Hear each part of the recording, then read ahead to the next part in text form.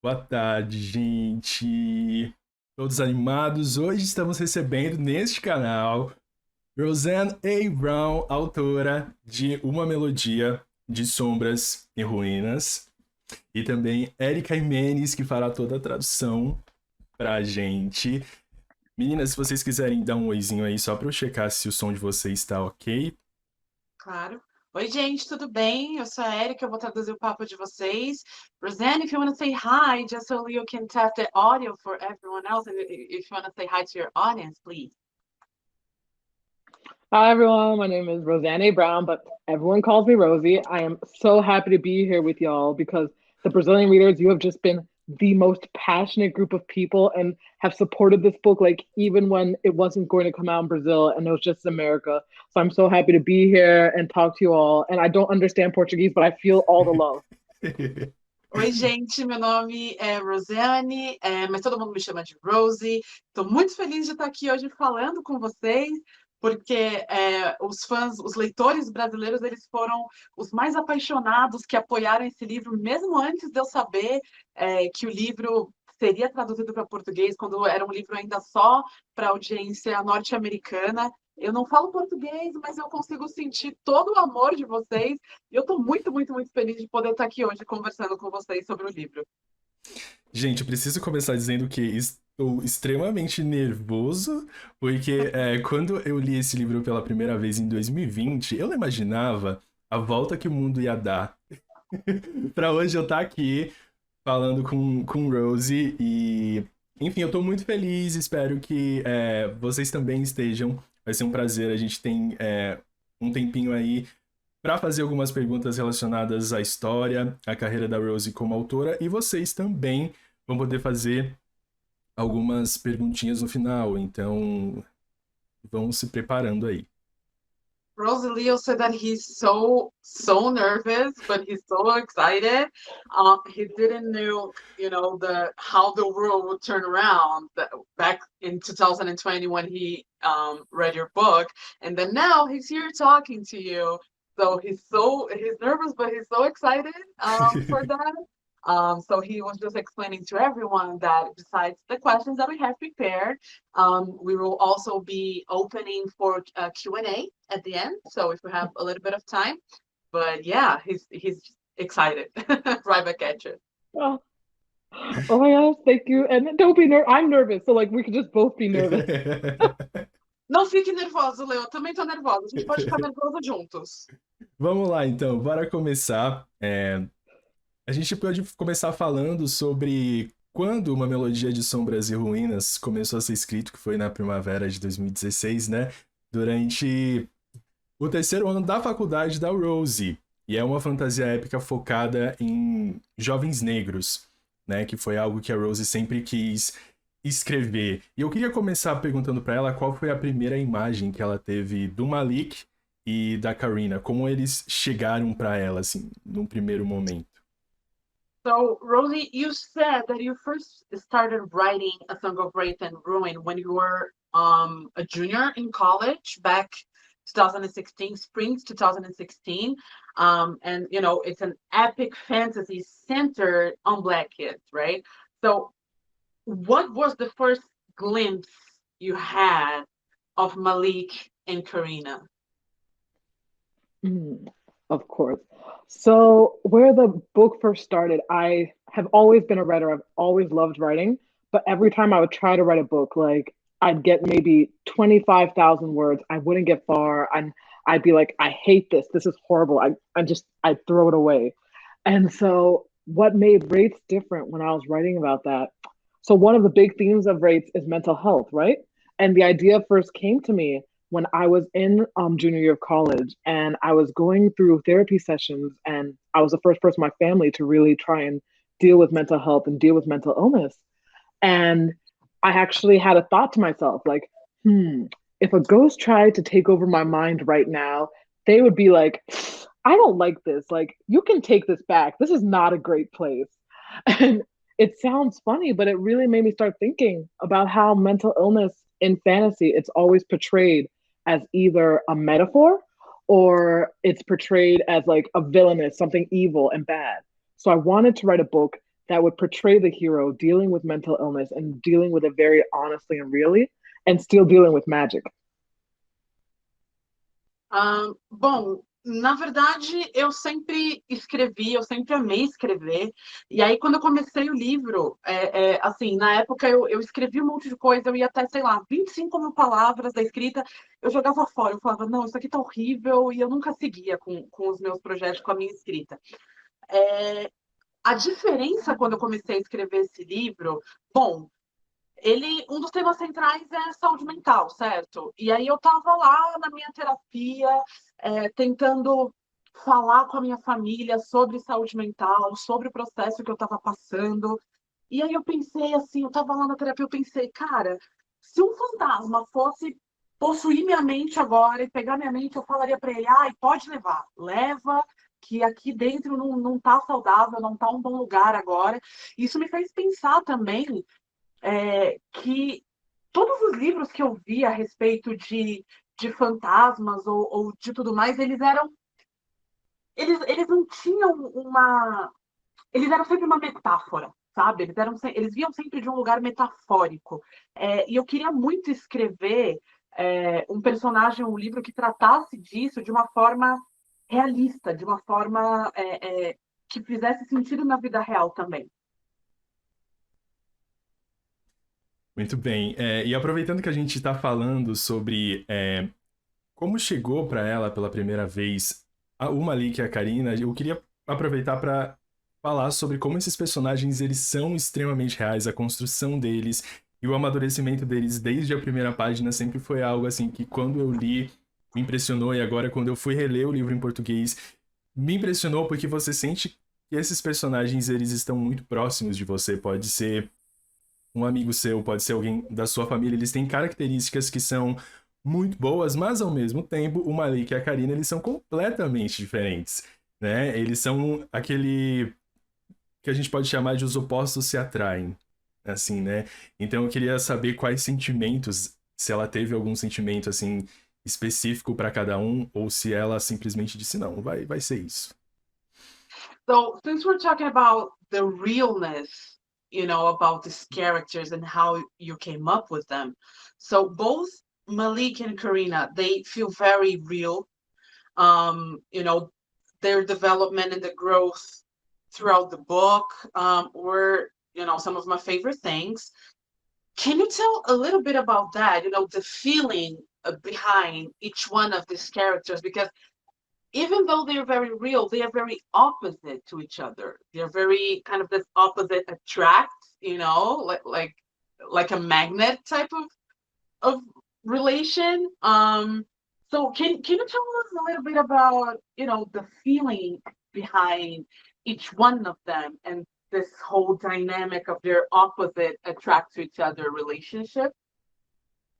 Sure. So I'll describe Malik first because Malik came to me first in that moment when I was having that thought about how mental illness worked in fantasy.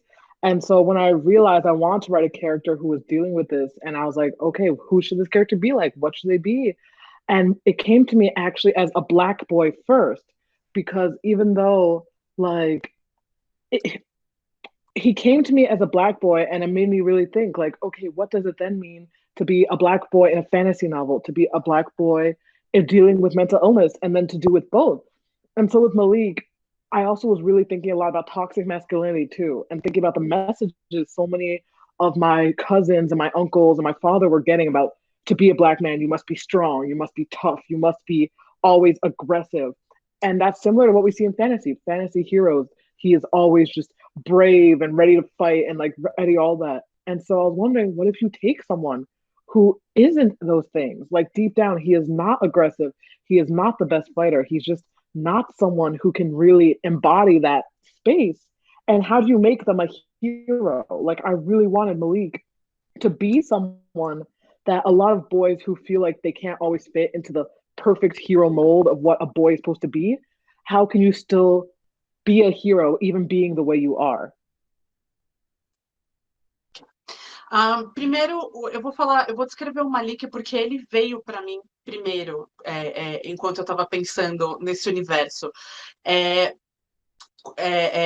Enquanto eu estava pensando como que funcionaria a parte de saúde mental dentro da fantasia. Então, eu pensei primeiro sobre um garoto negro. E aí eu comecei a pensar como que seria um garoto negro na fantasia lidando com a sua saúde mental, lidando ali com a sua cabeça. Isso me fez pensar nos meus primos, nos meus tios, no meu pai, e nesse estigma de que homens negros eles precisam ser sempre fortes e aguentar tudo. E eu pensei, se você pega um homem negro que não é nada disso, que ele é sensível, ele tem que lidar com um monte de coisa, ele ocupa um outro espaço, né, que nunca é dado ou nunca é designado a homens negros. Então, eu queria um herói que ocupasse esse espaço, que ele ainda pode ser um herói, mesmo não tendo todo esse estereótipo do homem negro forte e tudo mais. Go on. Yeah, yes. And then with Karina, so Malik is a lot like me, very nervous, very shy. Karina is not like me. She is very cool. Honestly, Karina would not like me if she was a real person. But with Karina, I I love princess stories. I love Disney, like Beauty and the Beast, all of that. I love princess stories. So I wanted to write a princess. And I knew Malik, he needed another voice to balance him because he's a very passive character. And I did that on purpose, but we needed another active voice to really push him and sort of explain and show the parts of the story that he would not see. So Karina became that other voice. And with her, it was about exploring, like, what does the princess type character do when you make her a Black woman, when you take this role that is so idealized and that's so romanticized, and you take with Black women who aren't allowed to occupy that space, what does that look like? And so with Karina, we have someone who is in this position. She has so much privilege, she has so much wealth, she has so much power, but she still struggles with the expectations people have on her. And she still struggles with the fact that even though she's at the top, she still has all these rules and these boxes holding her in. Because I really want to explore that struggle of being a young Black girl, and like the world is just always like saying, you have to be like this, you have to do this, you have to be this way, or you're going to be angry, or you're going to be sassy, or you're going to be just all these stereotypes. So Karina was that. And I wanted her space to be angry because I know that stereotype, the angry Black woman, that is one that I know myself and so many other Black girls in my life. They feel like if they express any anger, any upset, it'll be the stereotype. So they have to bottle everything in. And I wanted Karina, she doesn't do that. Karina, she gets very angry in the book. She gets very mean. She gets very harsh. And I want to show that space that was okay. Just like for Malik, it was important to show him being kind and gentle and nurturing, because Black boys are told they can't be that. It was important for Karina to be angry and harsh and sometimes mean because Black girls are told we can't be that. Bom, com a Karina, assim, o Malik ele é muito como eu, sabe? Ele é nervoso e ele é tímido. A Karina, ela é o oposto, ela é tipo legal, muito legal e carismática. E a verdade é que ela não seria minha amiga na vida real, tá? Mas assim, eu amo histórias de princesa, sabe? Amo, sempre gostei. E eu queria escrever sobre uma princesa. E assim, o Malik, ele é muito passivo. E ele é propositalmente passivo. Eu escrevi ele desse jeito.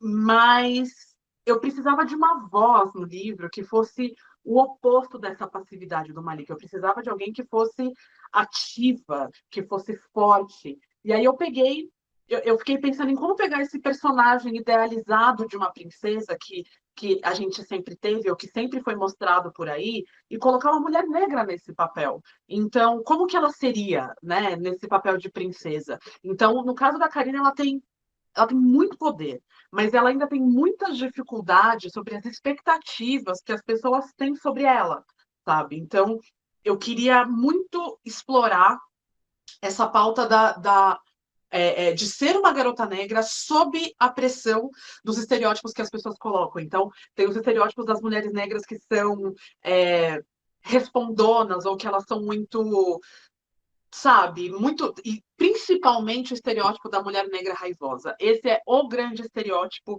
que eu quis explorar, porque a gente é ensinada que a gente não pode falar de certo jeito, agir de certa forma, senão a gente automaticamente cai nesse padrão, nesse estereótipo da mulher negra raivosa. E no caso da Karina, não tem essa. Ela fica nervosa, ela fica brava, às vezes ela é até meio maldosa quando isso acontece, sabe? Então, eu queria muito colocá-la nesse espaço em que ela pudesse ser tudo isso que a gente é ensinada a não ser na vida real, porque senão a gente vai ser apontada como uma mulher negra raivosa. A Karina não se importa com isso, ela tá lá e ela põe para fora tudo que ela precisa colocar.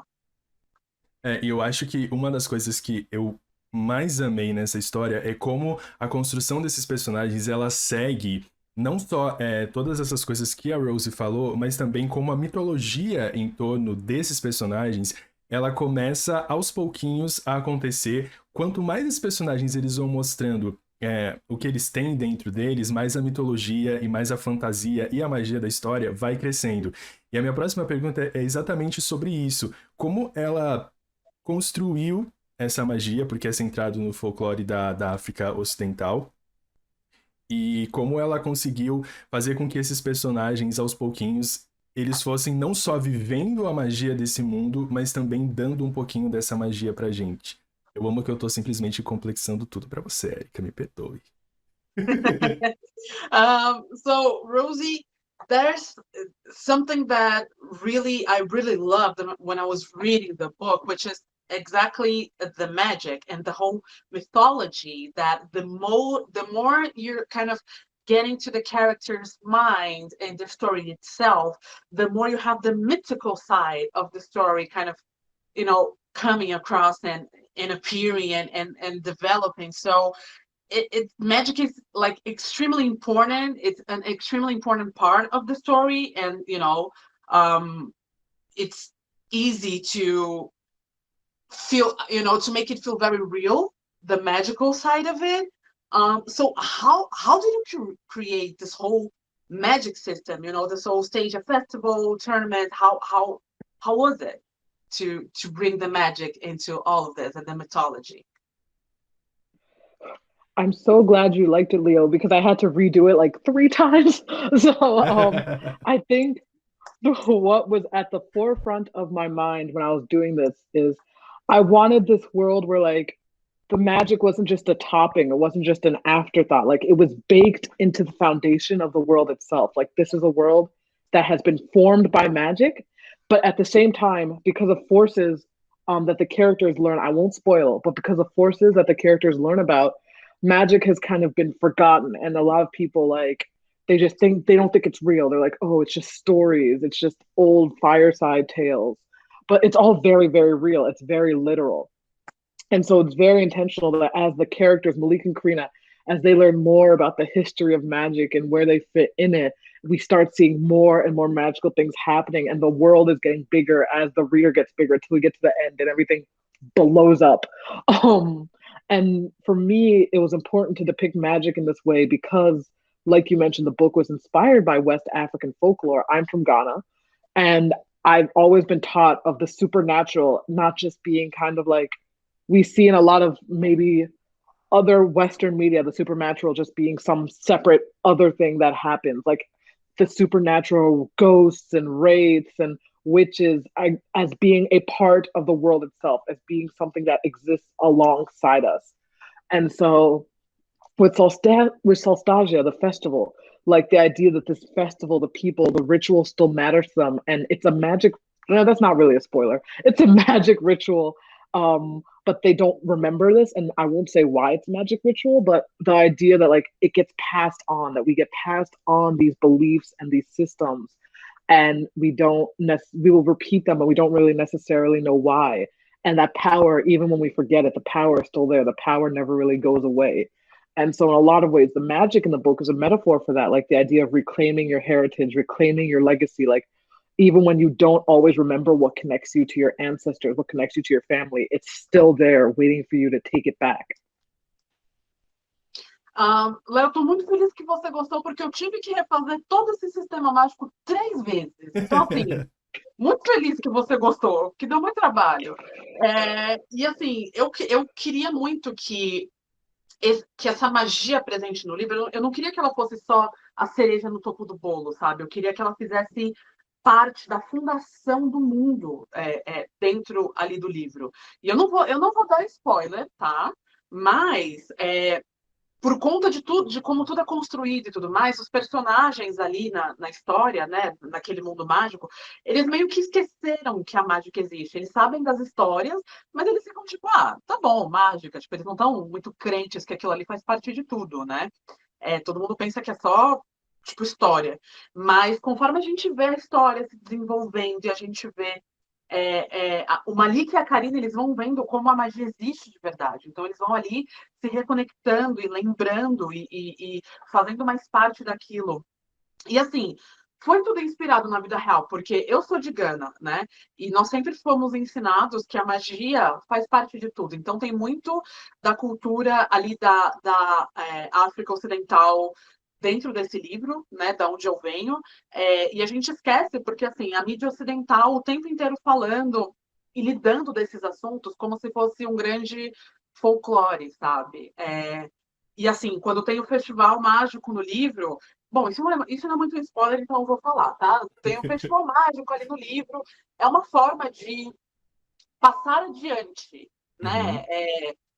O que está ali meio que esquecido, está dormente, as pessoas fazem ali os rituais e tudo mais, porque elas foram ensinadas, mas elas não necessariamente estão crentes ali que a magia acontece. Então, essa foi a minha forma de traçar um paralelo onde as pessoas elas reclamam essa herança delas, onde elas se reconectam com a ideia de que a magia não é só uma história, sabe? E sim de que ela faz parte da cultura, ela é passada de geração para geração e ela faz parte da herança de todo mundo. Sim, e só complementando o como é bom a gente ver isso, porque o livro ele também fala sobre ancestralidade, sobre como os personagens eles vão crescendo e se enxergando através da magia também, tanto que o livro ele começa com a Griot contando pra gente, né, tipo, dizendo assim, olha, uma história está prestes a começar. E toda vez que ela aparece, é realmente um dos pontos mais altos do livro, porque a gente vai tendo toda a contextualização dos sentimentos dos personagens com a mitologia e isso é muito lindo, por isso que eu sempre falo o quanto essa história ela é importante para todo mundo, assim, né? Vou deixar você traduzir para ela primeiro, aí depois eu já entro na outra pergunta. Tá bom. So, Rosie, Lee was just complimenting your answer and how that's like this parallel that you just said that you wanted to make obvious for everyone about heritage, about connecting to your ancestrality and your ancestors. That's kind of the beauty of it, to showcase exactly that reconnection, to your ancestors and your heritage. So that's why he always, one of the reasons that he always says that is such an amazing book, such an amazing universe. Oh, thank you so much. Because I've definitely, yes, I think it's so important. I think it's something so many, like Black kids, especially, but not even just Black kids, kids from different marginalized backgrounds, that feeling of the disconnect, the feeling that you come from somewhere else, there is a whole just branch of your existence that you've been cut off from. Um, and that feeling of what does it take to move back towards it? And what does it take to come back? I know that's something I struggled with as a teen. So I wanted to kind of show in the book and kind of give one way for readers. This is how you can sort of reach back to what's been taken from you. Eu amo que você tenha gostado, eu acho tão importante, porque assim, para crianças negras, mas não só para crianças negras, mas crianças de culturas diversas, né, não brancas, saberem que existe uma gama de coisas na sua cultura, que você teve esse laço cortado, que você foi separado, né? Então, eu tive essa dificuldade enquanto eu era adolescente, então é bom ter essa reconexão e saber que existe tudo isso em culturas não brancas, né, em culturas de históricos e backgrounds diversos, e ter essa reconexão com essa herança cultural e com essa ancestralidade. E entrando já na parte de como ela construiu os cenários da história, né? Aproveitando que a gente tá falando da magia, de como foi ela escrever 3 vezes o sistema mágico. Eu acredito que a parte de escrever uma fantasia, ela não é só você colocar os sentimentos dos personagens, não é você colocar também só o sistema mágico, mas construir os cenários também é muito difícil, né? Então eu queria saber pra ela se ela teve alguma referência, se tem alguma coisa de um lugar que é quentinho no coração dela, assim, que ela disse, não, eu vou colocar nessa parte da história, nessa construção de cenário. So Rosie, the book is set in a fantasy world, but you know, the settings and the sceneries, they are very well described throughout the book and they feel very real. So can you talk a little bit more about how you came up with the whole, you know, the places, the settings, the scenery, if there's a reference that is kind of close to your heart and that's why, you know, it was kind of easy for you to describe, or just how you came up with all of the settings that, you know, they serve as the scenery for the whole story. So the biggest inspiration was a lot of the folk tales I heard growing up, like Anansi being one of the most famous West African folk tales, but there's so many more spanning the continent and spanning the region of West Africa, North Africa. And I knew from the start I wanted the book to feel like a folk tale, like I wanted to feel like a story being told to the reader. And a big part of these folk tales is that sense of place, that sense of culture, like that sense that the story itself is one small piece of something a lot bigger. And so I knew that even though the story was about Malik and Karina and their very specific problems, it had to feel like a bigger world that had bigger things going on and that had all these forces that, if they aren't even always on the page or the most important thing at that moment, they still shape the world because that's how our world feels and that's how our stories are told. So when I was sort of picking the influences, I knew I've always liked the big fancy like Lord of the Rings and like all the different nations. Game of Thrones. I love Game of Thrones, but the ending was not. I love Game of Thrones and just the different factions and the different countries and all that. And I was reading a lot at the time about medieval Africa and how prior to colonial interruption, they had the big ancient empires of Ghana, Mali, Songhai, the Almoravids, Almohads in the North Africa, and just all these different nations and powers. So I decided like I want to sort of take that slice of history, sort of medieval Western North Africa from 11th to 12th century, and play with it. Like it's still very much I made up a lot, and a lot of the things I created were from my own head, but this was sort of where I started as the base here to sort of take a fantasy and give it all the full epic feel while using these cultures as a springboard for something we recognize, but something completely new. And then from there, I just had to do the description again and again and again because description, I actually always get in trouble with my editor because I never describe enough. And Me they'll always too. be like, can you please? Yeah. So I'll be like, can you please describe more? I'm like, okay. So at that point, it's just, I have the image in my head and I just have to practice and just write and write and write till I hit the image on the page meets the image on my head. Vamos lá. A maior inspiração que eu tive foram as histórias de folclore, né, que eu ouvi enquanto eu crescia. Então tem toda uma expansão ali da África Ocidental.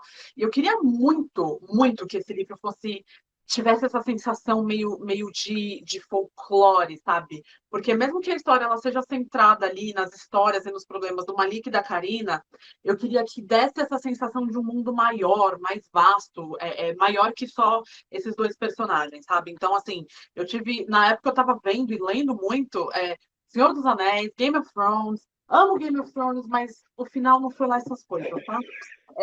E assim, eu tava lendo muito sobre a África medieval, Gana e outras nações e outros poderes ali da África do século XI e XII. E assim, eu inventei muito da minha própria cabeça, muito daquilo foi uma invenção minha, eu criei, mas eu peguei essa base de fantasia e eu queria dar essa sensação de uma coisa épica, vindo de culturas que já existem, mas com uma camada completamente nova. E assim, eu tive um monte de problema com a minha editora, porque a verdade é que eu não descrevo as coisas o suficiente, tá? Então, assim, eu mandava lá uma descrição, aí a editora mandava de volta, descreve mais, aí eu tinha que descrever mais um pouco. Então, por isso que eu tive que fazer isso 3 vezes aí. Eu criei muito e essa foi minha inspiração. E aí depois eu só tive que adaptar descrevendo mais as coisas. Todos nós. É muito engraçado, né? Como a fantasia, geralmente, a construção de universo ela é muito mais difícil. Mas voltando agora pros protagonistas, necessariamente, a gente tem muita representatividade nessa história. Não são apenas somente personagens não brancos, mas a gente tem outros pontos que a Rose trabalha dentro da história, como ansiedade, saúde mental. Tem a questão da migração, porque, para quem não sabe, o Malik ele é um refugiado, né? Ele vive com as 2 irmãs e eles estão ali tentando sobreviver, a gente pode dizer assim, né? E eu queria perguntar pra ela como foi trabalhar esses assuntos em uma história de fantasia, porque necessariamente as histórias de fantasia, elas não precisam seguir tudo do nosso mundo, né? Mas a Rose, ela faz totalmente o oposto. Ela centra a nossa realidade e constrói esse mundo mágico. Então é só como foi pra ela construir esses personagens muito heróicos, mas que ao mesmo tempo tem muitas falhas, tem muitos medos também. So the book, it's very incredibly powerful, not only because we have representativity of Black people, but we also have other types of questions and representation that is very important, because we're talking about anxiety, mental health. We're talking about a story of an immigrant and refugees. And we also have LGBTQ plus relationships that, by the way, they're all part of a fantasy world. So there's a lot of representation and representativity in all of that. What was like, and how was it for you to insert and to approach such sensitive topics in a fantasy book, and making it very real, and making it sensitive, or just making it real? So how was it for you to have all of that inside of your book? For me, it was definitely scary because you never want to misrepresent someone's identity, and you never want to it never feels good as an author to be told like you got this experience wrong. So definitely we sometimes have that fear like, oh, I don't want to accidentally do something racist or transphobic or ableist, so let me just not write characters like that. And while I understand the fear, to me the importance of trying to make this a part of my world was my own community. My community obviously features Black people, it features people of color, LGBTQ people, disabled people. Like, they are a part of the world, they're a part of my community. And it didn't feel right for me to create a world that left these kinds of identities out and these kinds of people out. It felt like saying, you are not real enough to belong in this fantasy world. And growing up, I knew how that felt, watching so many like fantasies that are set supposedly in our world, and there's not a single Black person, like not a single one. You're like, wow, so even in stories that are just supposed to be our world, like I don't get to be there. And that feeling, that exclusion. So for me, even knowing that it would be very difficult, it would take a lot of research, and that I would get it wrong, and I've still gotten it wrong. Sometimes I've had readers say this representation hurt me, and I've had to try and like work with that. Just that understanding that in the end, the work of reflecting the world and reflecting the people and saying you deserve to be a part of the story. No, truly, no matter what your background is, no matter what you're like, that is something that is so important to me. Eu fiquei receosa, eu tive medo, é claro, porque assim, você não quer representar do jeito errado a identidade de alguém, sabe? Você não quer ouvir que você foi racista, que você foi transfóbico, ou que você pegou a experiência de alguém e retratou essa experiência de um jeito equivocado. E assim, a minha comunidade, né, pessoas pretas, LGBTQIAP+, PCDs, a gente sempre foi excluído dessas fantasias. Então, enquanto eu crescia, eu lia todas essas fantasias e eu nunca vi uma pessoa negra. Eu nunca via pessoas parte assim das comunidades que eu faço parte, sabe? É como se a gente não merecesse ser representado ali, nessas histórias, e eu sentia essa exclusão. Então, eu sabia que seria difícil, eu sabia que eu precisaria de muita pesquisa, e eu sabia que em alguns momentos eu até erraria, e que eu teria algum leitor sensível falando, ó, essa experiência aqui, ela não foi representada do jeito certo. Mas eu sabia que era importante, mesmo com essas dificuldades, mesmo com esses receios, que era importante que eu tivesse essas representações plurais no meu livro, porque eu cresci sabendo o que era essa exclusão e eu não queria mais, e eu não queria que isso acontecesse no meu livro.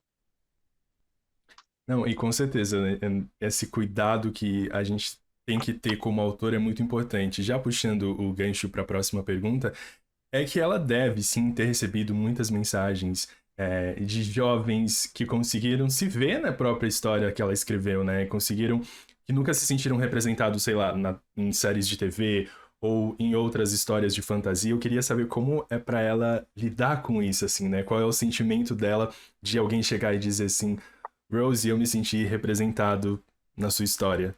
Porque com certeza ela recebeu. É muito difícil, né? Se ela não recebeu, a gente passa para ela agora. Já estamos no chat dizendo aqui. So yeah, just sorry. You were talking.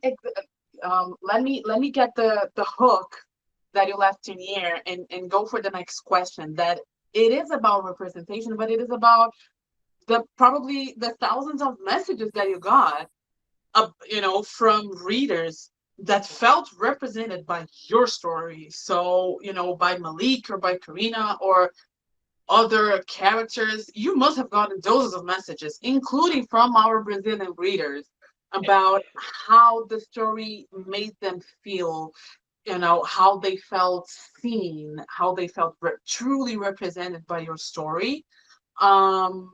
So can you share just a little bit how you felt about that when you saw, the sharing, the love?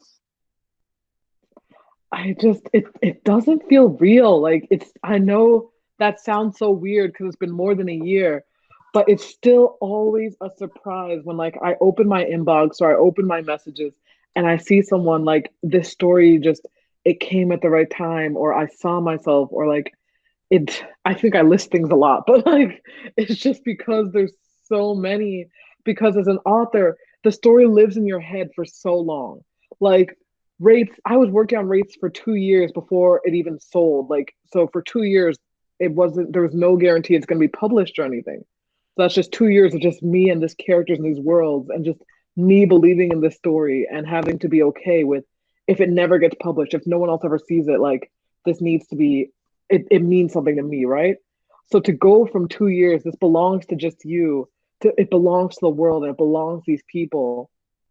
And to see them connecting with something that was just in your head for so long, it's the most wonderful and strangest feeling. Like it feels like a part of you is out there and you forget it's out there until someone comes back and they're like, oh, this part of you, this is what it means to me. And you're like, wow, how could that happen? So yeah, it feels weird but it's such a good weird. And especially with the Brazilian readers, like the fact that you guys were so excited when it wasn't even available in your language. Like the fact that you saw the story and the heart of the story and wanted to support me in the book, even when it wasn't in a way that was accessible to you. That just meant the whole world to me. Like that level of support and that level of love was just something I could not have imagined. Olha, não parece real, sabe? E eu sei que é uma coisa estranha de se falar, porque já faz mais de um ano que eu lancei o livro. Mas eu abro todo dia minhas DMs e sempre tem alguém falando: ah, essa história veio na hora certa, eu precisava ler essa história. E tem muitas mensagens assim, sabe? E como autora, é engraçado porque a história fica tanto tempo dentro da sua cabeça. Por 2 anos eu não tinha nem certeza se essa história sequer seria publicada. Eu não fazia ideia, era só eu trabalhando naqueles personagens, eu acreditando naqueles personagens e eu não fazia ideia que essa história sequer seria publicada. E aí, ela é publicada, o livro sai, e aí esses personagens saem da minha cabeça, saem desse relacionamento só meu e deles, e aí esses personagens pertencem ao mundo, essa história pertence ao mundo. E aí vê um monte de gente se conectando com essa história, se conectando com os personagens. É incrível, mas é estranho. É estranho de um jeito muito bom, assim. E os leitores brasileiros, cara, vocês são incríveis, porque assim, vocês estavam animados mesmo antes de saberem que essa história seria acessível para vocês em português, sabe? Então, esse nível de amor, esse nível de troca, de cumplicidade é simplesmente incrível. E aproveitando também que a Érica puxou antes o gancho dos personagens secundários, eu acho que essa não é uma história apenas sobre o Malik e sobre a Karina, sobre eles tentando encontrar o lugar deles no mundo, um mundo onde eles têm sonhos, alguns deles têm muito mais medos, né, do que qualquer outra coisa. E os personagens secundários, eles também movimentam muito a história, eles não estão ali só pra fazer um peso mesmo, né? Tipo, pra gente dizer, e tem 10 personagens essa história. Não, eles estão ali porque eles têm uma importância pro roteiro, pro livro num todo. E é muito legal como, assim, não puxando spoiler, mas como alguns personagens, eles tomam a postura do que a gente conheceria como, por exemplo, uma mãe ou um pai, né? Então, como é pra ela esses personagens secundários, assim, porque eu tenho os meus favoritos também. Eu queria perguntar pra ela mesmo se ela teve algum momento em que ela pensou assim, putz, esse personagem talvez daria um bom protagonista também. So, about the secondary characters, on your book, we have a lot of them. They're very diverse. Some are good, some are evil. Some they have this kind of mom-ish or dad-ish kind of moment there. So they're all very well constructed because they mean something for the story. They mean something for the book. It's not only they're there just to be a dead weight or just for you to put names on it and give a feel of a world. Like they mean something. They add something for the story itself. So that makes me think, like, do you have how was it and how was important to you to build your secondary characters like that, like meaningful for the story? And I also have my favorites there. I just wanted to know if maybe one of them, like a few of them, they can become like a main character in the future. Maybe like a story, no pressure or whatever, just I story. mean, well, Leo, who's your favorite side character?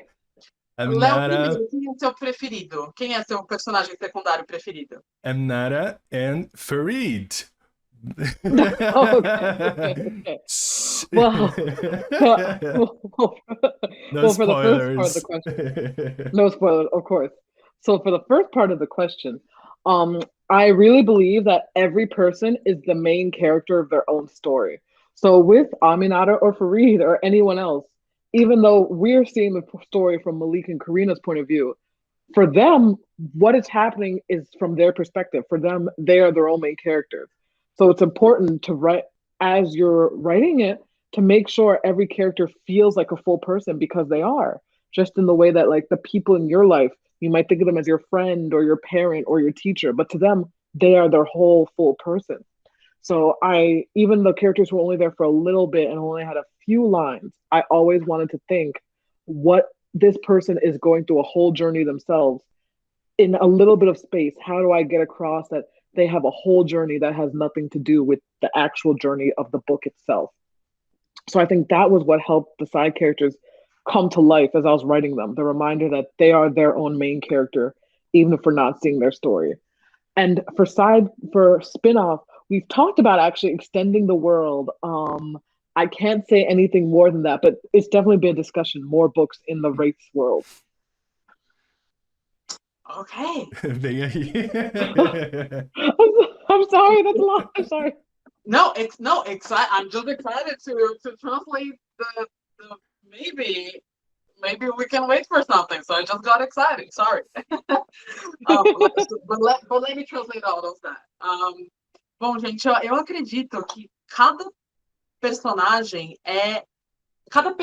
é o personagem principal da sua própria história. Então, isso é o principal. Então, mesmo que a gente veja a história da perspectiva do Malik e da Karina, cada outro personagem está ali passando pela sua própria história, está ali acontecendo a sua própria vida, como na vida real. Você tem seus pais, seus professores, então você vive a sua vida da sua perspectiva, mas cada pessoa que passa ali pela sua vida está passando por uma jornada e é protagonista da sua própria história. Então eu sempre fico pensando, como que eu transmito que esses personagens são pessoas completas, porque eles são pessoas completas, e como que eu consigo transmitir toda essa jornada que está acontecendo na vida deles, que independe da jornada principal ali, da ótica principal do livro, como que eu transmito isso, mesmo que seja em uma frase, mesmo que seja em poucas aparições. Então, acho que por isso que mostrou essa construção tão bem feita, porque é algo que eu realmente me preocupo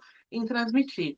E sobre o spin-off aí, né, e tal, eu não vou dar spoiler, eu não vou confirmar nada, mas existem conversas de spin-offs aí de personagens, e é só isso que eu vou falar. O famoso vem aí, mas não posso falar nada. Famoso vem aí. Como traduzir para o inglês o nosso vem aí, não é mesmo? Nada transmite a sensação do vem aí direito para o inglês, mas hashtag vem aí. Vem aí. Falando em vem aí, a gente já se encaminhando para a conclusão, antes da gente abrir algumas perguntas do pessoal, a gente sabe que a Song of Freud and Rowan vai ganhar uma adaptação. Né? Como é saber que essa história que saiu do coração dela, que ela ficou trabalhando tanto tempo, vai divertir, vai fazer as pessoas se emocionarem na tela da TV delas, assim, ela não precisa dar spoiler nenhum, porque eu já sei como é difícil, que ninguém pode falar nada nesse momento, mas assim, só o sentimento mesmo, se ela conseguiria definir pra gente. Okay. So we're talking about spin-offs and other formats from your story. You know, a few months back, we found out that A Song of Wraith and Ruin was often for TV. So congrats on that, first of all. That's exciting. How does it feel? We know that you cannot, we appreciate and we do respect that you cannot talk much about it. So that is okay. But can you share about the feeling itself? You know, how do you feel knowing that a story that is so close to your heart, it's going out there to the world, but not in a book format, but in a TV, so people will see that on a TV? How do you feel? It still feels like, what the? Can I curse? I don't know. What the? It's just like, it's one of those things like every author dreams about, like your book on a big screen or a small screen, or like your story is going to resonate enough that someone else will want to say, like, we want this story in another format. So like every time like I get an email from ABC, or like we're just talking about, oh, we're thinking about talking to XYZ person about having this part in the project, it's just like I feel like it's such an obvious answer, but it's obvious because it's true. It just feels like, how is this real? How is this my life? Like, I'm supposed to be professional and sitting in these meetings and being like, yes, let me give my professional opinion. But inside, I'm freaking out. I'm like, oh my God. So it's definitely, it feels like when I first got that email, like they're very interested in this. I was just like, I thought my agent was just pranking me. I was like, this is not, no, ABC, Disney, no, that's not happening. No. And it was. And it's just like, oh, wow. Like, it's especially because it's so out of your author's control. There's so many amazing books that never get optioned. And so like, even if like, you never know still, like knock on wood, but like, even if the rate show ends up not happening, just like having gotten this far and having had people who believed enough to take it this far, it's just been the most amazing feeling. Like, it's just like, just screaming like, I don't know how you translate that, but oh, trust me, I will translate that.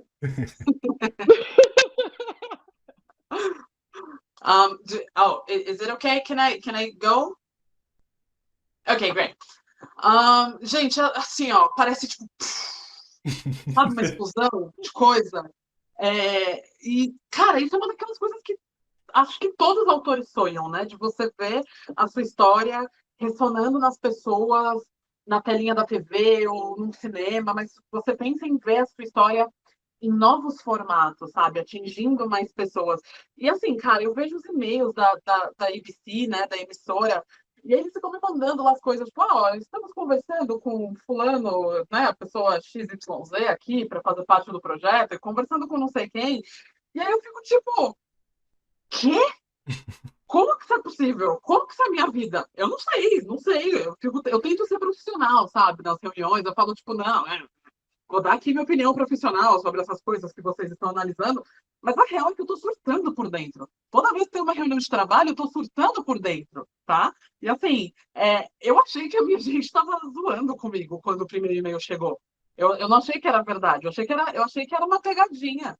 Mas aí falou, não, é real, isso tá acontecendo. E assim, você nunca sabe o que vai acontecer, porque bate na madeira, se alguma coisa der ruim ali no processo e a série não for para frente. Mas só de saber que eu tive pessoas que acreditaram no projeto por um momento, que tentaram viabilizar e tornar ele real, sabe, em outro formato, putz, é uma sensação incrível, sério.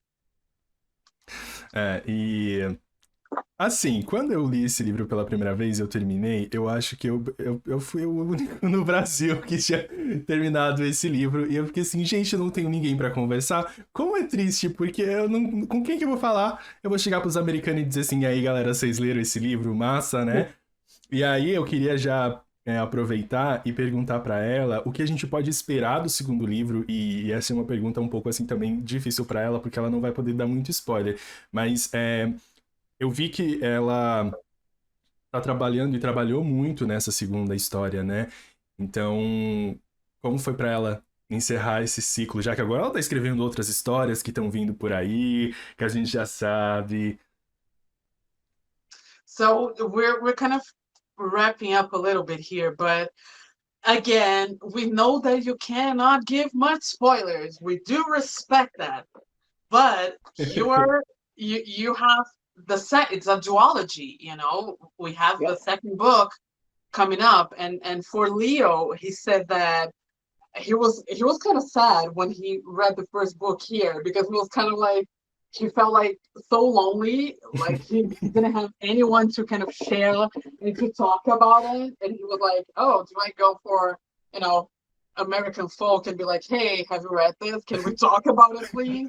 Um, but right now we do have the first book here in Portuguese, and we have you kind of finish the second book, and even though we don't have any news of the book being translated to Portuguese, and but we know that you're going around writing other stories, so what can we expect from A Psalm of Storms and Silence?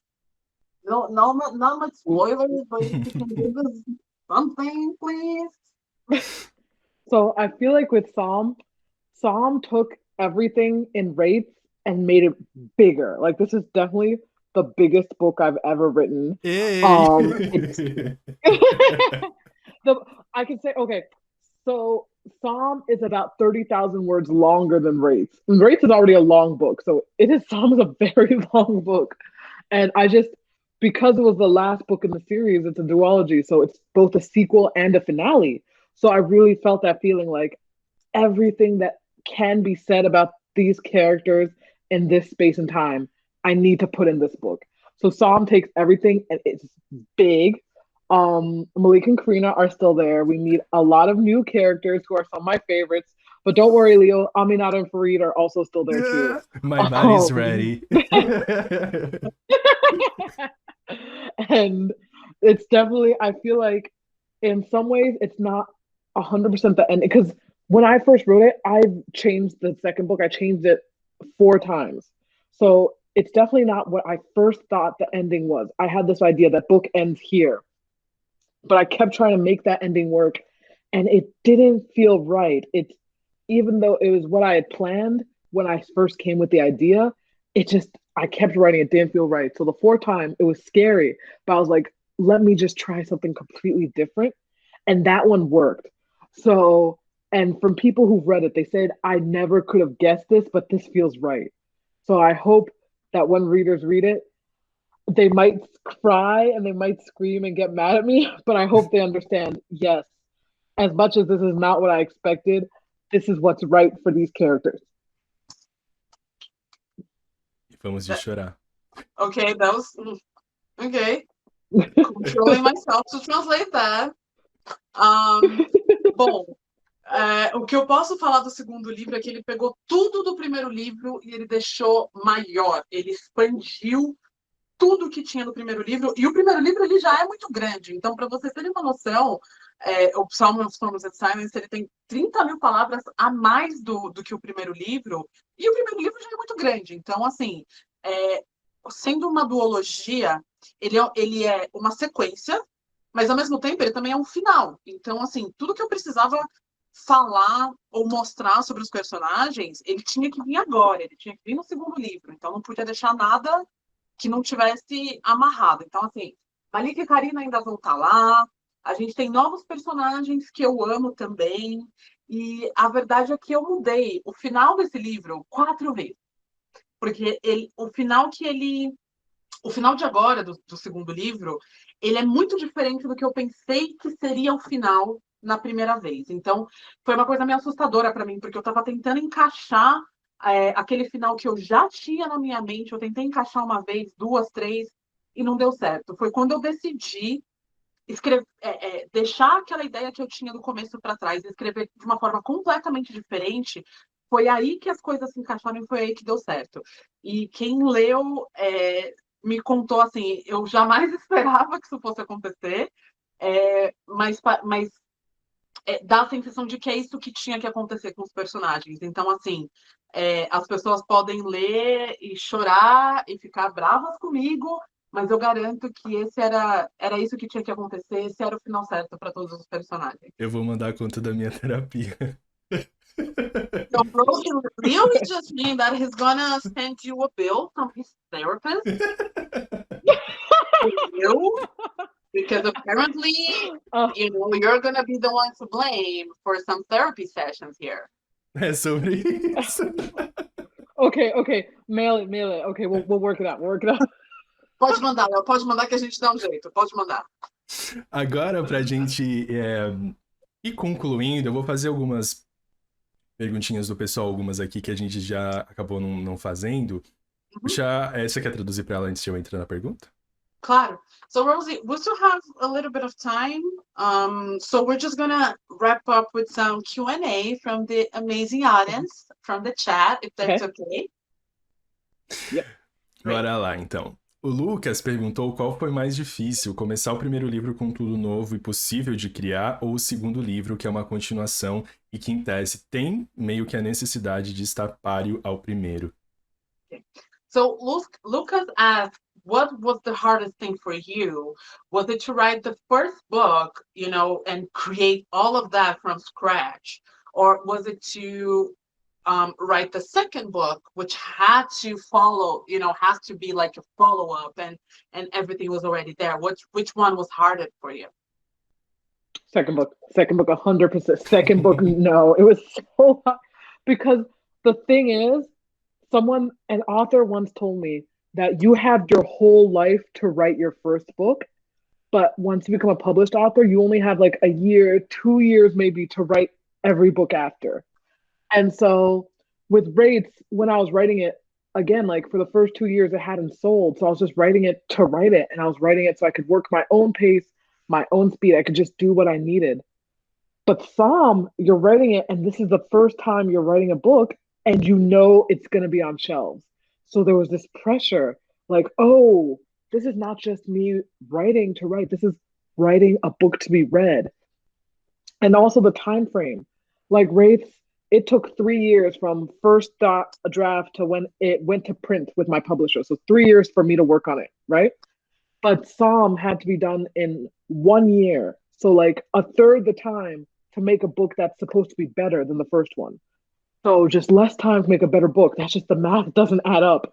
So it's just so much pressure. The book actually got pushed back in the US because I had to tell them I need more time for this to be a book good enough to give to my readers, because I just felt like in a year I am not happy with where this is. It's not good enough to be a book that belongs in Rates. And luckily, I feel that way now. Like, I truly feel like Psalm is just as good as Rates, and I'm really proud of it. But I needed more time to get there. And it was very scary to have to say, I know you need this in a year, and I can't do that. So the second book was definitely a lot harder. And it's taught me a lot. How do I, now that I'm an author, like, this is my job, how do I create at this speed, but also I don't lose what makes my books what I need to bring to them, what my part of my heart that goes in there. Lucas, com certeza o segundo livro, assim, 100%, sem dúvida nenhuma. Uma vez um autor me disse, assim, que você tem uma vida inteira para escrever o seu primeiro livro, mas depois que você publica esse primeiro livro, você só tem 1 ou 2 anos para escrever os livros depois desse. E isso é uma grande verdade. Então, assim, o primeiro livro eu escrevi e por um tempo eu não sabia se ele seria lido pelas outras pessoas. O segundo livro eu já sabia que ele ia para a prateleira, que ele ia para as livrarias, assim. Então, não sou só eu escrevendo, sou eu escrevendo com a certeza de que esse livro vai ser lido. E assim, no primeiro livro eu tive aí um processo de, sei lá, 3 anos para escrever. E aí, para o Psalm, para o segundo livro, eu só tive 1 ano para escrever um livro que fosse maior e melhor que o primeiro livro. Então, assim, a conta não fecha, essa matemática não fecha dessa conta, sabe? Então, foi muita pressão. Eu precisei empurrar o prazo algumas vezes para publicação nos Estados Unidos, porque não estava bom o suficiente para os meus leitores, não estava bom o suficiente para ser uma sequência do primeiro livro.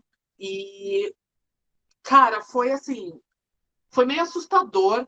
Eu admiti em alguns momentos ali que não estava bom o suficiente, e dizer, sabe, admitir que eu não conseguiria entregar esse livro em 1 ano, sabe? Então, foi difícil achar esse equilíbrio e chegar nesse ponto onde eu falo, não, eu sou uma autora, mas agora eu tenho que produzir e criar essas coisas, esses mundos incríveis nesse prazo de 1 ano, assim. Então, agora eu estou feliz com o resultado. Eu acho, sim, que temos um segundo livro maior e melhor, mas foi assustador.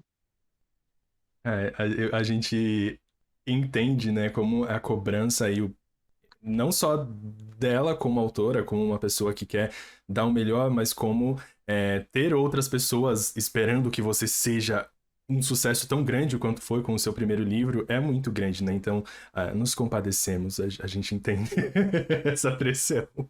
Leo just said that he and we all understand the pressure for the follow-up, you know, so we empathize with the struggle. It's scary, man. It's scary. Muito assustador, gente. Próxima pergunta é da Karina. Como foi a escolha do nome dos personagens? Se eles têm algum significado especial para Rosie? So Karina is asking, how did you choose the name for the characters? So were you inspired by someone you know, or how was the process for, choosing the names? Sure. So with Malik, his name's a little more symbolic. Malik means king in Arabic. And I really wanted to give him a very big, powerful name to kind of highlight how at the start of the book, he doesn't feel big and powerful, and he feels like he doesn't deserve this strong name. And we kind of see him grow into his name. With Karina, there's sort of less symbolism. I wanted something that felt very sort of pretty, that felt like very Disney princess. And I was researching like kind of girls' names from the area. And I read that one on the list, and I really felt like, yes, this feels like something someone would name a princess character.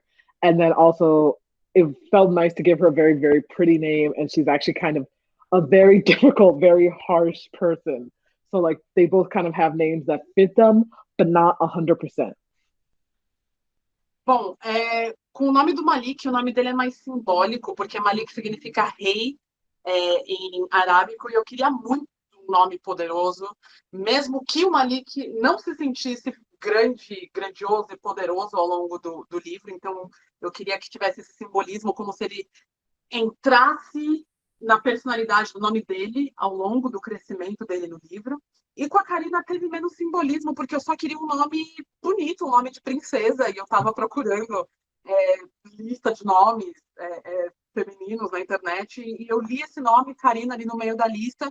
Eu achei ele bonito, eu achei ele delicado, e eu queria que fosse uma coisa meio de princesa, mesmo que a personalidade dela fosse tão forte, tão dura, sabe? Bom, e a última pergunta, eu vou emendar com a nossa última, Érica, da nossa listinha, tá? Tá bom. É a pergunta da Júlia sobre o que significa para Rose escrita.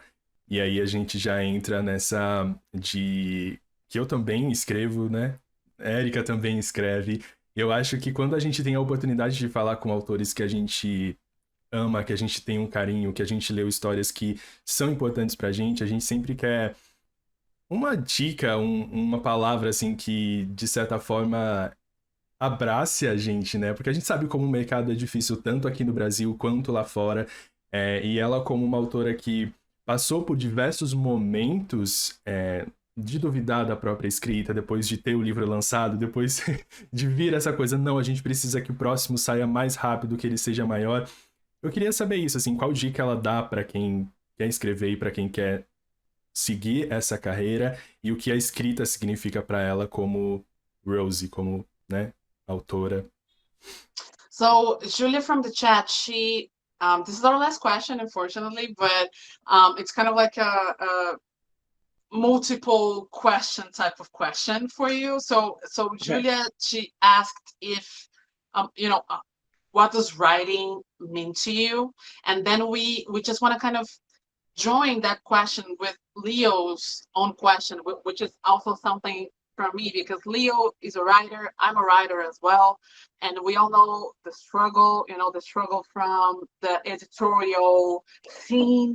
We all know the struggle of, the pressure, because you have your first book, as you said, you launched your first book, you have your whole life, but then boom, you have a year to, 2 years tops to launch your follow-up, to release your follow-up, and sometimes we go around and we struggle with self-doubt on our own writing and our own stories.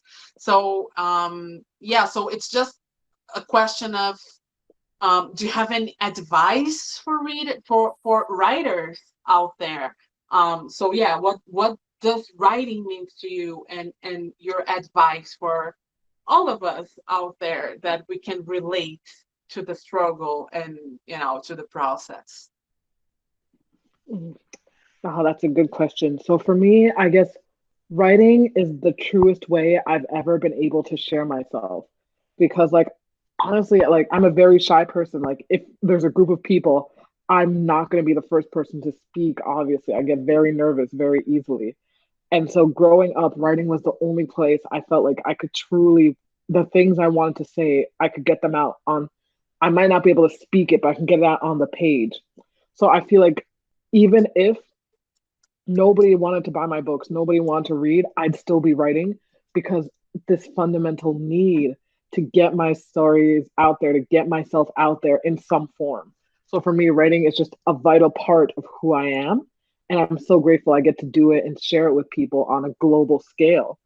Eu já tô And so for chorando. advice, Eu já tô chorando. What?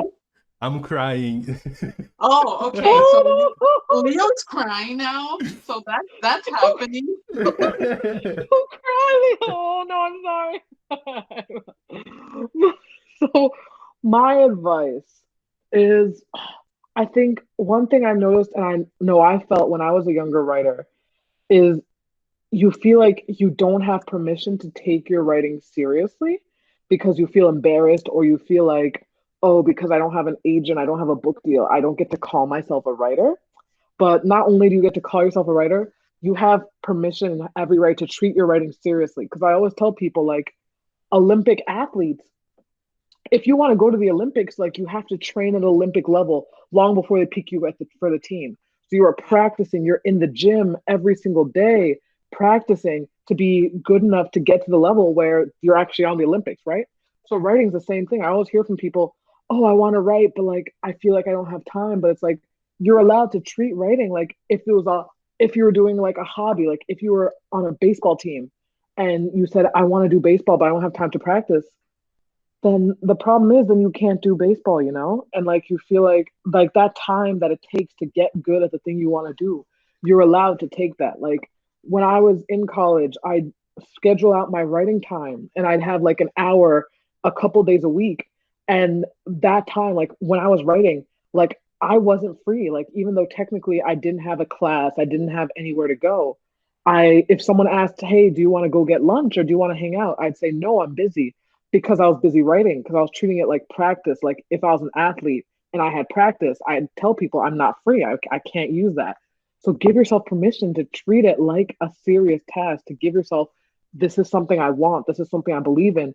So I'm going to treat it as a part of my life that doesn't get moved around. It doesn't get, oh yeah, I'm technically free, so let me goof around. Like, no, if this is your writing hour, and I don't think you have to write every day. Some people think you have to write every day to be a writer. No, no, no. But you do need to write sometime. So figure out when that time is best for you and honor that time, honor yourself as a writer and be like, this is my writing time and I'm going to use it. Perfect. That is a good advice, though. Thank you. You're welcome. Yes. No, and it's hard. It's definitely hard, but it's important. Yes. Bom, primeiro respondendo a Júlia, escrever, para mim, é a forma mais verdadeira que eu tenho e que eu posso compartilhar a mim mesma para o mundo. Então, eu sou uma pessoa tímida, eu fico nervosa muito fácil. Então, assim, escrever ele sempre foi o único lugar que eu poderia colocar tudo o que eu queria dizer. Então, mesmo que eu não verbalizasse aquilo, mesmo que eu não conseguisse verbalizar aquilo, eu poderia colocar tudo o que eu queria dizer nas páginas de escrita, sabe? Nas páginas de um livro. Então, escrever, para mim, mesmo que ninguém queira ler minhas histórias, mesmo que ninguém queira publicar meus livros, eu vou continuar escrevendo porque é uma necessidade muito pessoal minha de eu me expressar e é como eu sou, faz parte de mim. E assim, o meu conselho para todo mundo que escreve é que assim, uma coisa que eu senti quando eu era uma escritora mais jovem é que parece que você não tem permissão de levar a sua escrita a sério. Porque você não tem um agente, ou você não tem um contrato fechado com uma editora. É como se as pessoas não deixassem, ou como a gente mesmo não sentisse que a gente tem essa permissão de nos sentirmos profissionais, sabe? Mas assim, você tem permissão de se sentir profissional e de levar a sua escrita a sério, sabe? É um paralelo que eu faço, por exemplo, com os atletas que vão para as Olimpíadas. Eles passam anos e anos e anos treinando como se eles estivessem nas Olimpíadas. Eles passam anos treinando com as Olimpíadas em mente, sabe?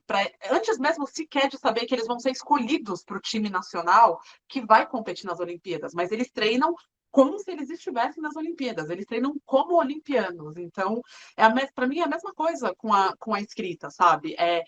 Leva um tempo para você ser bom ou melhorar naquilo que você gosta, sabe? Então, assim, tem gente que fala, putz, eu não tenho tempo de escrever. Na época minha da faculdade, eu tinha um tempo separado para escrever. Não era todo dia, você não precisa escrever todo dia. Tem gente que fala que precisa escrever todo dia. Eu não acho que você precisa, mas eu acho que o tempo que você separar para escrever, leve ele muito a sério. Então, assim, as pessoas me chamavam para algum rolê, para ir comer alguma coisa. Se aquilo dava no tempo que eu tinha colocado para escrever, eu não aceitava. Então, mesmo que na minha agenda eu não tivesse nenhuma aula marcada, eu não tinha nada marcado no meu compromisso de faculdade ou desses outros compromissos, se eu tivesse separado aquilo para escrever, eu não aceitava nada de ninguém. Eu falava, não, estou ocupada.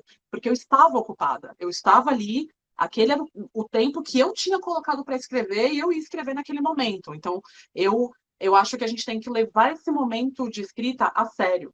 Você não é profissional só a partir do momento que você tem um agente ou que você tem um contrato. Você trata a sua escrita como algo sério antes mesmo de você saber que você tem algo concreto com aquilo, sabe? Então, se permita levar a sério, se permita levar a sua escrita a sério, porque esse é o seu momento. Honre esse tempo seu como escritor. Esse é meu conselho. Muito bem. Se eu não chorasse, não ia ser eu, né? Você sentiu o tapa daí, Léo? Nossa, Eu senti aqui. deu uma doidinha bem grande, assim, principalmente, né, pra gente que a gente não vive só de escrita, a gente faz muitas outras coisas pra permitir que a gente consiga escrever, né? Então, o tapa dói. Tapa dói. I'm just asking Leo if he felt the slap on his face the same way that I felt it here, because I did. No, No, no, I'm not. No. Don't feel bad.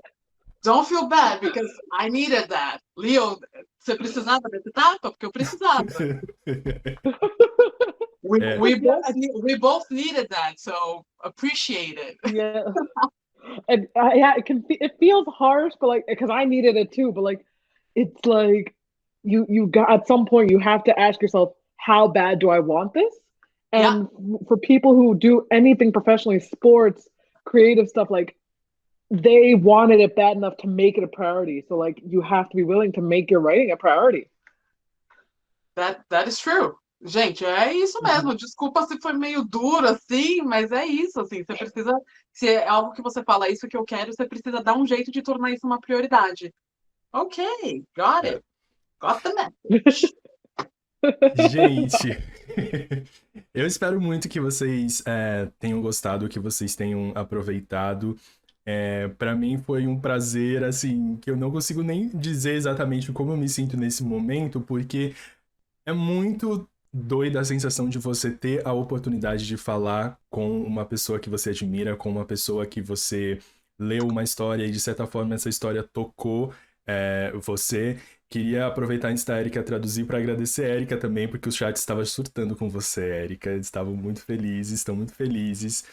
E muito, muito, muito obrigado por estar aqui com a gente neste domingo, fazendo a tradução, porque eu não sei o que está se passando no meu coraçãozinho, mas eu tô, tipo assim, bem naquela sensação do boom, assim, de querer gritar, como eu estou me sentindo agora. So we just wanted to say thank to you, Rosie, for spending the Sunday with us, for spending some time with us. Everybody was so happy. The chat was so happy. Leo was so happy. We were also happy to share this moment with you this Sunday. So we just really appreciate you, appreciate the time. So yeah, we just want to say thank you, and send all the love to you. I mean, thank you so much, Érica, for your translation, and thank you, Leo, for hosting, and just thank you to the entire Editora Literalize team for like bringing the book to Brazil, and thank you, readers, because like, again, I had a great time, and just the love you share. I know sometimes it feels like you're just on the internet, you're just screaming, but like in America, like we see it, and the house is here, they see it. So like the best thing you can keep doing if you want to support authors, even if you can't buy the book, just talk about how much you love it, because they notice, even if you don't feel like they notice. Like, people have definitely noticed, like, you are so popular in Brazil. Why? And I'm like, I don't know. Because you are a great girl, and we appreciate greatness. That's why. Tell them. Thank you. Thank you. People are like, people ask me, like, have you been there? Like, do they know you? I'm like, I don't know. They're just very friendly. Gente, eu queria agradecer vocês, queria agradecer a Érica que traduziu, queria agradecer ao Léo, que foi nosso host, queria agradecer a todo mundo da Literalize por levar o livro, e obviamente aos leitores também gostaria de agradecer muito a vocês.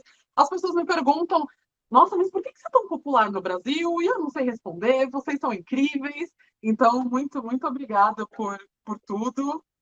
Queria agradecer, estou muito feliz. E eu falei para ela que é porque a gente aprecia grandeza e gente incrível, que a gente tem muito bom gosto aqui no Brasil. É isso, gente. Rosie, muito obrigado de novo por ser tão incrível comigo, ser tão carinhosa, porque é muito engraçado. Um ano depois que eu troquei e-mail com Rosie para ela participar de um vídeo do canal, ela tá aqui agora na Twitch falando com a gente ao vivo, respondendo todas as perguntas. Eu tenho um carinho muito especial e eu espero que ela saiba disso, porque é muito importante para mim admirar alguém que tem também um carinho e uma gentileza como ela teve com a gente, né, Érica? Acho que é muito difícil às vezes a gente encontrar autores que são assim, né? Porque é muito coração o negócio. E acho que ela foi isso pra gente hoje.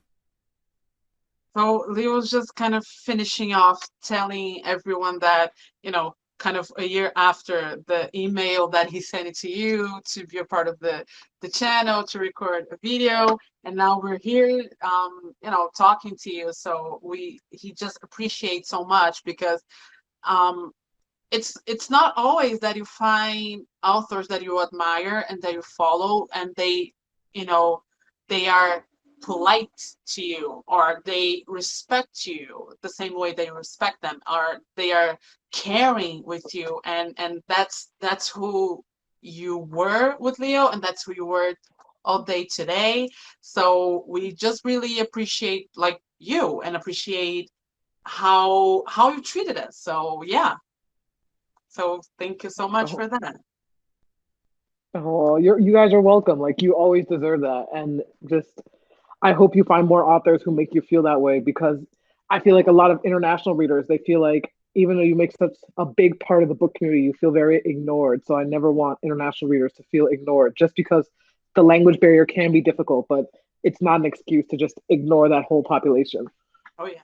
No, for sure. Gente, eu só queria dizer que imagina, eu espero que vocês encontrem outros autores internacionais que também tratem vocês com carinho, com respeito. Para mim, nunca fez sentido que, não é só porque você não fala aquela língua ou você não é daquele país que você vai simplesmente excluir aquela parcela de leitores ou de admiradores. Então, espero que vocês continuem encontrando outros autores internacionais que tratem vocês com o respeito que vocês merecem. Obrigado por tudo, Érica. Obrigado, Rose. Um beijinho pra vocês. Bye! Bye, bye everyone. Bye. Bye.